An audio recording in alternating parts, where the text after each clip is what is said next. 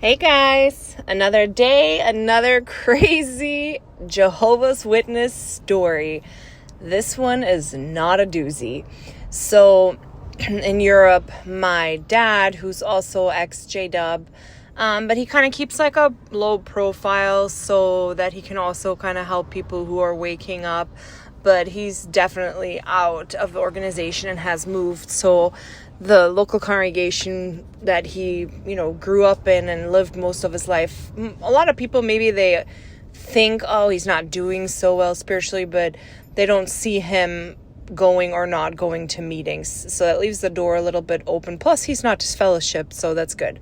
So one of his old buddies that he's known for years and years is... I gotta kind of talk about him for a minute because let's call him Rick. We should call him Bad Bunny. That'd be funny. Let's call him Rick.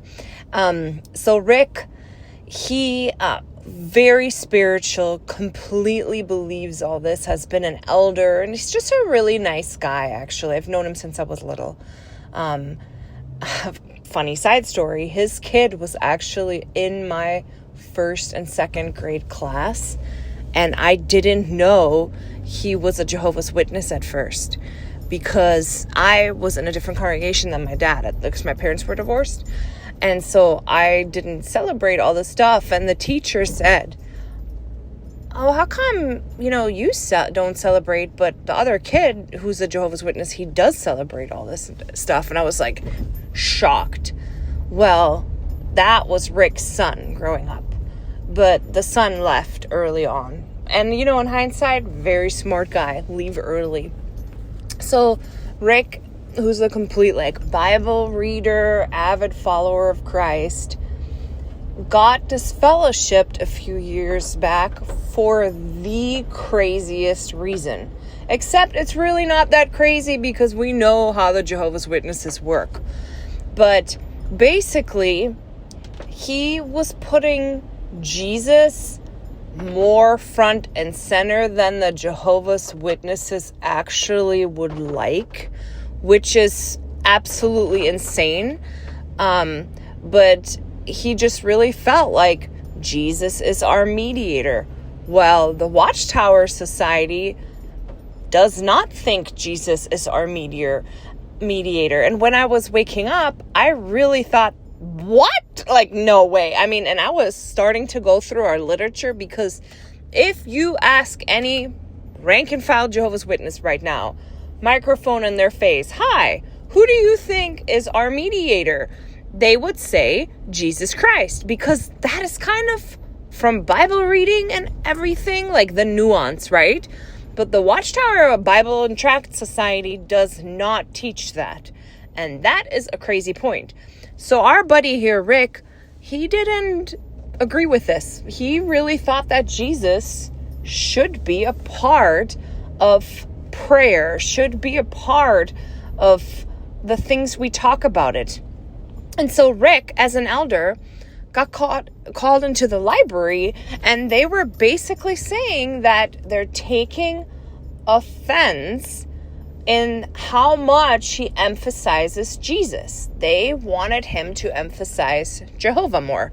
Well, that really rubbed Rick as an elder wrong, because through his Bible study, he understood it that Jesus does take a large part in this, and he couldn't really believe that they were counseling him about it. Who are you guys? Why? There's bigger fish to fry. Why are you so worried about it? But basically, he didn't listen. And he still, included Jesus and put Jesus at the forefront.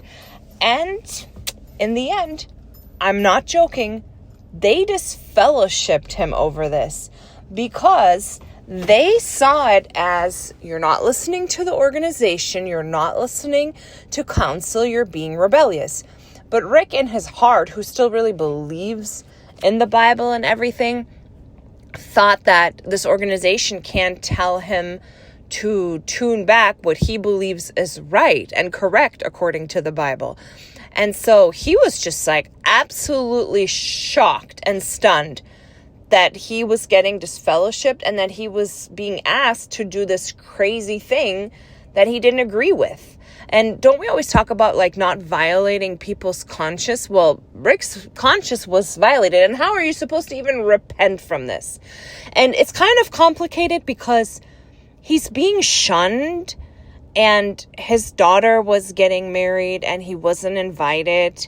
I think last minute he ended up going to the Kingdom Hall wedding just so he could be there. I mean, just how crazy these witnesses are. And then this is how long he's been disfellowshipped now too.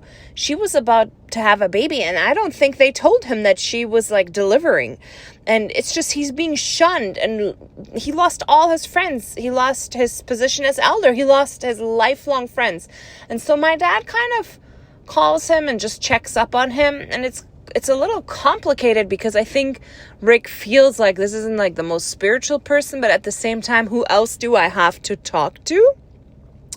So anyways, the craziest thing just happened to Rick again, because, you know, all of this was crazy. It's not just one crazy thing when you're in this organization.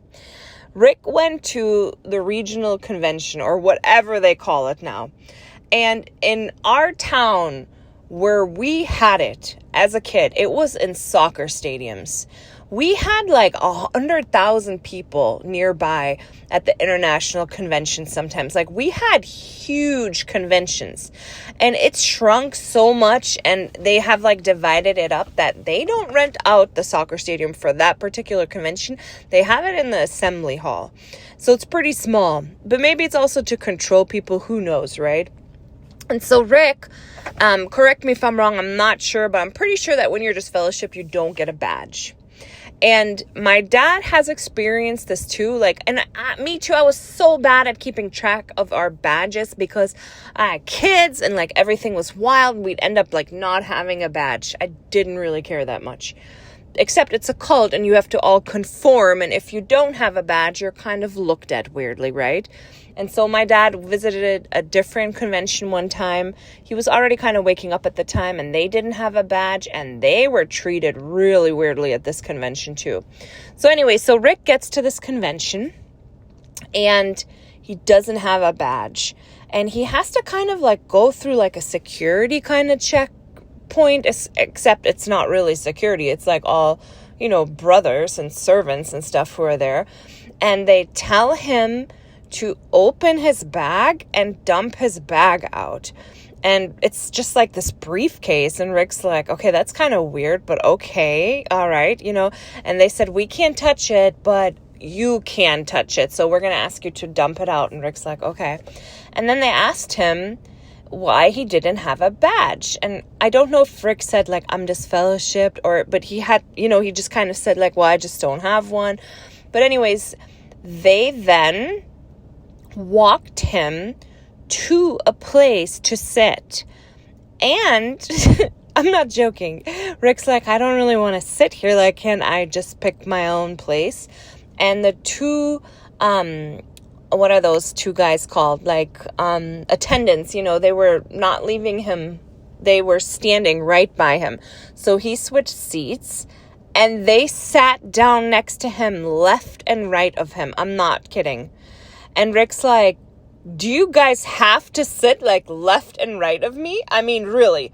So then the attendants, aka guards, moved one seat over and sat there the whole program right next to him with a seat in between, I guess. And he was just so upset about this. So that also this country that they're in Europe is very high privacy laws. So it's very like completely different than what we have actually. They've very, very tight privacy laws. Like I think you can't really share like someone's picture on social media without their consent, and just really, really strict. And so he was really baffled.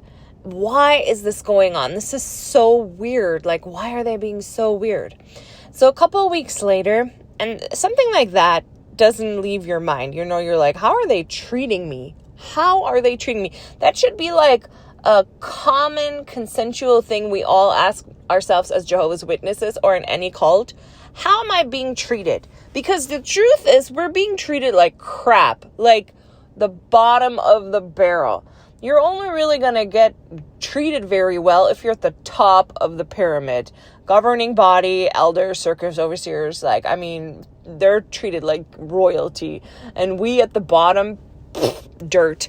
So this sister, who's kind of chill, she went to his business one day, to Rick's business. And even though he's disfellowshipped, she understands the situation. And you know how there's always those that are kind of nice and cool with you and everything. So she wasn't shunning him. And she said to him, she's like, you know, it's just really, really weird because I don't know if you know what this is all about, but at the convention, I was sitting behind an attendant. And, you know, we all know them. They have, like, the orange little lanyards. And she's like, the attendant had a file folder, and your picture was in it. Like, what? I'm not kidding. I really want to know what that's all about. And Rick was like, livid. He's actually to the point where he wants to investigate / sue. Like, why are they having my picture? How did they even get his picture? And they give it to all the attendings like a criminal? Like, he is livid. Will he wake up from this? I don't know.